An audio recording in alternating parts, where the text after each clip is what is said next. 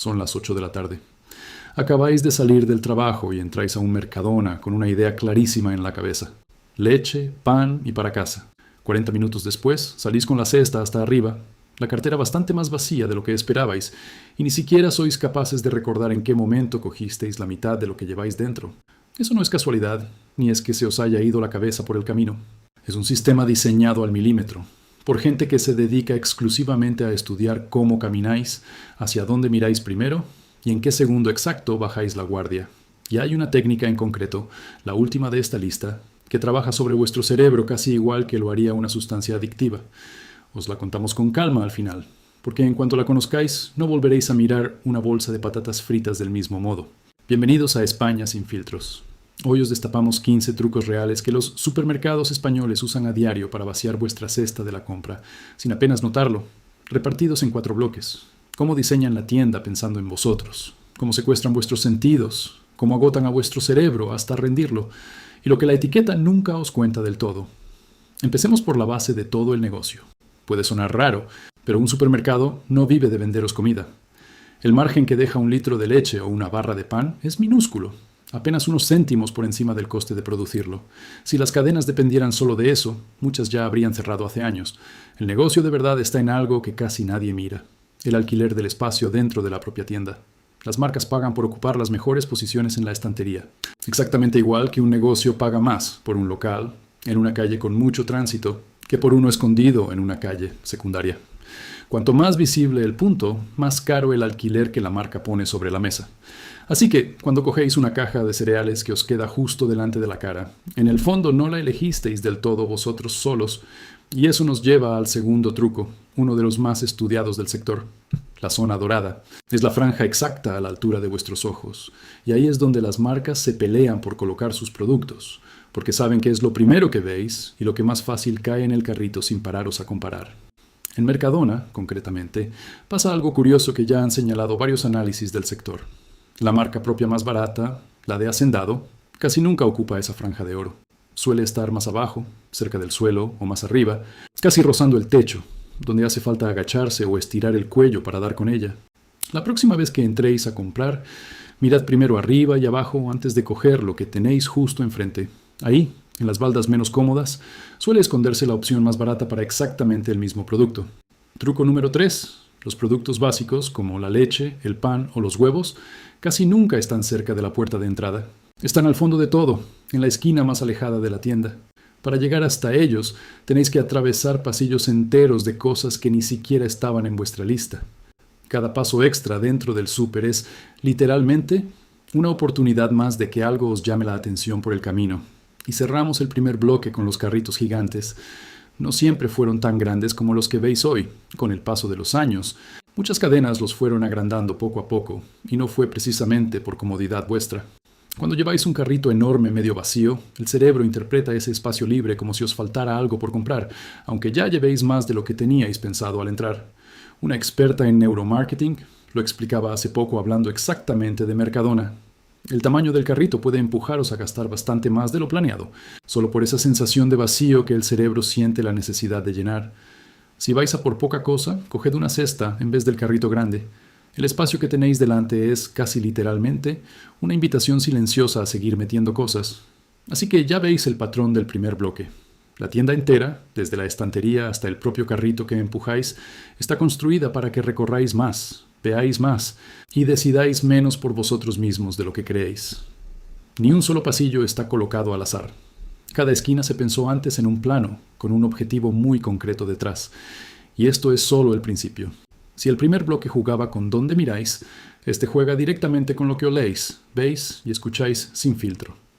Empezamos con los olores que, muchas veces, ni siquiera existen tal como los percibís. Entráis y os llega un aroma a pan recién horneado, y el estómago reacciona antes de que penséis en ello. Pero en bastantes tiendas, ese olor no sale del obrador, sino de un difusor colocado a propósito para activar el hambre justo antes de que paséis por delante de los productos más rentables de la sección. El olfato es el sentido más conectado con la memoria y el apetito de todos los que tenemos, y por eso es también de los más fáciles de manejar sin que el cerebro lo registre como manipulación. Truco número 6. La fruta y la verdura siempre parecen perfectas, ¿verdad? Ese brillo bonito, esas gotas recién caídas, como si vinieran directas del campo hace 5 minutos. Parte de la escena está montada. Luces concretas para resaltar el rojo del tomate o el verde intenso de la lechuga y un sistema de riego automático que rocía agua a intervalos regulares para dar sensación constante de frescura. El problema es que esa humedad continua acelera que el producto se estropee antes de tiempo, sobre todo en hojas verdes delicadas. Así que cuando veáis ese brillo perfecto, tocad y oled el producto un momento antes de fiaros, solo de lo que veis a primera vista. Y el tercer sentido secuestrado es el oído. Hay un estudio ya clásico, hecho en un supermercado del Reino Unido, que se sigue citando en marketing hoy en día. Unos investigadores pusieron un día música francesa sonando junto a la sección de vinos, y otro día distinto, música alemana. Con la música francesa de fondo, se vendía muchísimo más vino francés que alemán. Con la alemana puesta, ocurría justo lo contrario. Y lo más llamativo del experimento. Cuando preguntaron después a la gente si la música había influido en su compra, casi nadie lo reconoció. La música ambiental no solo pone ambiente agradable, dirige literalmente hacia qué pasillo miráis con más ganas. Antes de seguir, quiero preguntaros algo abajo en los comentarios. De estos primeros 6 trucos, ¿cuál os ha sorprendido más? ¿El de los olores que no son reales o el de la música que cambia lo que compráis? Escribidlo abajo, que luego lo leo con calma. Y seguimos, porque lo que viene ahora va directo a vuestra cabeza cansada. Este bloque es, probablemente, el más importante de todo el vídeo, porque no depende de lo que veis o de lo que oléis, sino de cómo funciona vuestra mente después de un rato largo dentro de la tienda. Empezamos por algo que tenéis delante todos los días sin apenas notarlo. El precio que termina en 99 céntimos. El cerebro no lee el número entero con calma. Lee sobre todo la primera cifra que aparece. Así que algo marcado en 3,99 € se siente mucho más cerca de 3 que de 4, aunque la diferencia real sea de un solo céntimo.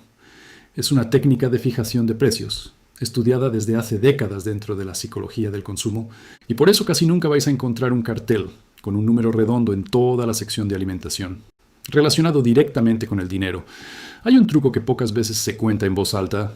Cuando pagáis en efectivo, el cerebro registra ese gasto como una pérdida física. Veis literalmente cómo el dinero desaparece de la cartera.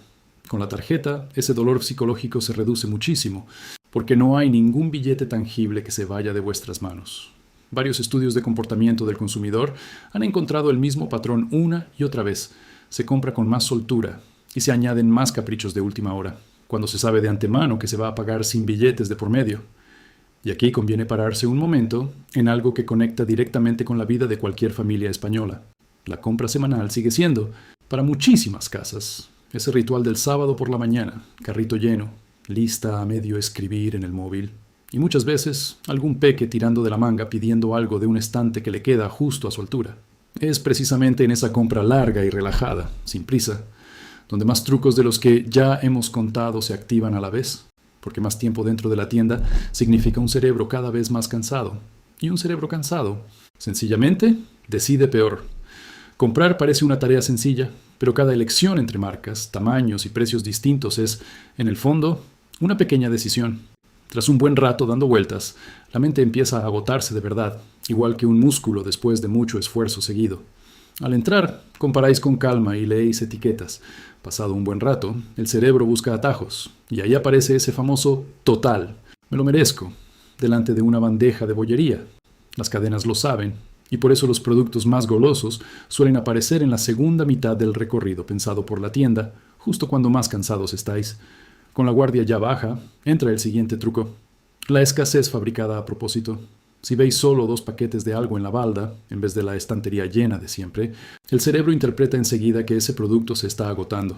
Y la reacción natural es cogerlo ya mismo, por si acaso mañana ya no está. Es un mecanismo psicológico muy estudiado dentro del comportamiento humano. El miedo a quedarnos sin algo pesa mucho más en la cabeza que la necesidad real de tenerlo en ese momento. A veces es simplemente que aún no han repuesto bien la estantería, pero el efecto sobre el comprador es idéntico de todas formas. Y el bloque termina exactamente donde vuestra fuerza de voluntad está más baja, la fila de la caja. Ahí, con el carrito ya lleno y la paciencia gastada después de esperar la cola, tenéis chocolatinas, chicles, pilas y revistas colocadas justo a la altura de la mano, listas para coger sin pensarlo 2 veces.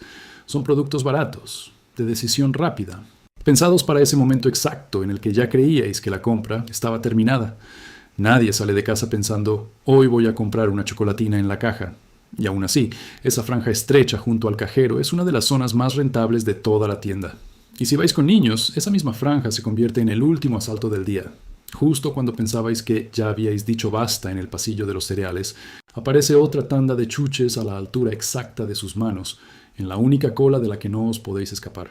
Y llegamos al bloque final, el que engloba lo que rara vez se cuenta en voz alta, cómo se dirigen a los más pequeños de la casa, lo que las palabras bonitas de un envase esconden, y el mecanismo más profundo de todos, el que en realidad explica por qué los 3 bloques anteriores funcionan tan bien. El pasillo de los cereales es, probablemente, el ejemplo más claro de marketing dirigido directamente a los niños. Las cajas con dibujos de personajes conocidos están colocadas justo a la altura de los ojos de un niño, no de un adulto, para que las vean primero, las señalen con el dedo y las pidan desde dentro del carrito. En España existe un código de autorregulación, conocido como PAOS, pensado precisamente para limitar cómo se anuncian a los menores los alimentos con demasiada azúcar o demasiada grasa. Y en los últimos tiempos se ha hablado en serio de endurecerlo todavía más, especialmente en el caso concreto de los cereales infantiles. El simple hecho de que exista esta regulación y que se siga debatiendo cómo reforzarla es la prueba de que el problema sigue sin estar resuelto. Truco número 13. Las etiquetas que prometen bastante más de lo que cumplen. Palabras como natural, casero, artesano o tradicional suenan a garantía automática de calidad, pero dentro de la Unión Europea no siempre están reguladas con la misma precisión para todos los alimentos. La Organización de Consumidores y Usuarios llegó a denunciar formalmente a todo un grupo de productos, entre salsas, purés, caldos y bollería, precisamente por usar esas palabras en el etiquetado sin que el proceso de fabricación tuviera nada de casero ni de artesanal, y la propia Agencia Española de Seguridad Alimentaria terminó dándoles la razón. El envoltorio bonito vende una historia. La lista de ingredientes en letra pequeña cuenta la otra mitad. Y llegamos al truco final, el que os prometí al principio del vídeo, y probablemente el más inquietante de toda la lista de hoy. Dentro de la industria alimentaria existe un concepto real, estudiado durante años en laboratorios de sabor. El punto de la felicidad es la combinación exacta de azúcar, grasa y sal que hace que un alimento resulte casi imposible de dejar a medias una vez que empezáis. No es casualidad que cueste tanto comer solo un puñado de patatas fritas o parar justo después de la primera galleta del paquete. Esa combinación está diseñada literalmente en laboratorio para activar el mismo circuito de recompensa que otros placeres inmediatos, empujando a repetir la sensación una y otra vez sin que apenas lo penséis. Y hay un efecto añadido que lo empeora todavía más. Cuantas más variantes casi idénticas del mismo snack tenéis delante en la misma balda, más agotador se vuelve elegir entre todas ellas, y más fácil resulta acabar llevándoos varias sin haberlo planeado. La variedad, que en teoría debería daros más libertad, en la práctica os deja más confundidos y más propensos a comprar por puro impulso. Ahora un dato real para entender por qué todo esto importa tanto justo ahora. Según los últimos datos oficiales disponibles, la tasa de ahorro de los hogares españoles ha estado bajando, quedando por debajo de la del año anterior en el mismo periodo. Con menos margen para ahorrar en cada nómina, cada compra impulsiva que estos 15 trucos consiguen colar en la cesta pesa bastante más en la cuenta a final de mes de lo que pesaba hace solo un par de años. Aquí van un par de trucos rápidos para defenderos la próxima vez que entréis a comprar. Id siempre con una lista escrita de antemano y ceñíos a ella todo lo posible, aunque la tienda entera parezca empujaros en otra dirección. Mirad arriba y abajo en la estantería antes de coger lo primero que os queda a la altura de los ojos. Fijaos en el precio por litro o por kilo en la letra pequeña, no solo en el precio grande del cartel, porque ahí suele estar la comparación real entre marcas. Poned un límite mental de tiempo dentro de la tienda, algo tan simple como 20 minutos, porque a partir de ahí, la fatiga de decisión empieza a jugar en vuestra contra. Y si podéis elegir, no vayáis a comprar con hambre ni muy cansados después de una jornada larga, porque es justo en ese estado cuando cualquiera de estos trucos cae con más facilidad. Ninguno de estos 15 trucos por separado va a vaciaros la cuenta de golpe en una sola visita al súper. El problema real es que no actúan solos. La zona dorada os enseña lo que la marca quiere que veáis. El pasillo largo hasta la leche os expone a más tentaciones de las necesarias. La fatiga de decisión os deja sin fuerzas para resistiros, y justo cuando ya estáis agotados, aparece la fila de caja rematando la faena. Es un sistema completo, pensado como un engranaje, no como una lista de trucos sueltos, y precisamente por eso cuesta tanto darse cuenta desde dentro de la tienda, mientras está pasando delante de vuestros propios ojos. Y con esto os dejo la pregunta de hoy. De estos 15 trucos, ¿cuál pensáis que os ha estado afectando durante más tiempo sin que os dierais cuenta hasta este vídeo? Contádnoslo en los comentarios, que los leemos todos. Si os ha sido útil este vídeo, dejad el like, compartidlo con quien siempre vuelve del súper con la cesta más llena de lo que había planeado, y suscribíos para seguir destapando lo que de verdad hay detrás de las etiquetas.